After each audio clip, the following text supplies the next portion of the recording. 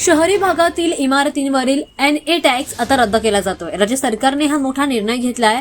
महाराष्ट्रातील गृहनिर्माण सोसायट्यांसाठी राज्य सरकारने दिलासा देणारा हा निर्णय घेतलाय।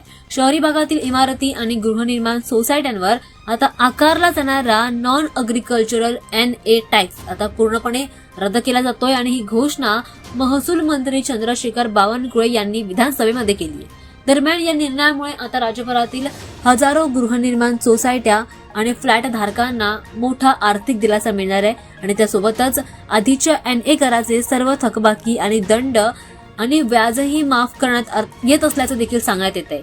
सरकारच्या निर्णयानुसार आता हा नियम शहरी भागातील सर्व निवासी इमारतींना लागू केला जातोय। म्हणजेच जुनी किंवा नवीन अशी कोणतीही इमारत असली तरी वार्षिक NA कर भरावा लागणार नाहीये।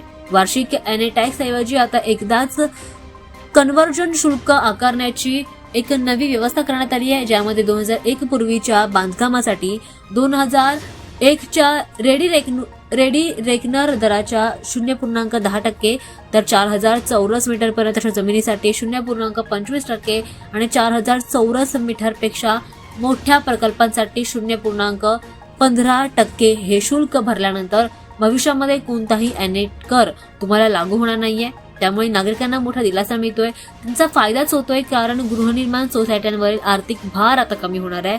महसूल कार्यालयांच्या वारंवार फेऱ्यांपासून देखील आता नागरिकांची मोठी सुटका होणार आहे, असा फायदा होत असल्याचं स्पष्टपणे दिसून येतोय। राज्य सरकारच्या निर्णयामुळे आता मुंबई, ठाणे, पुणे आणि इतर शहरांमधील लाखो फ्लॅट धारकांना मोठा दिलासा मिळतोय।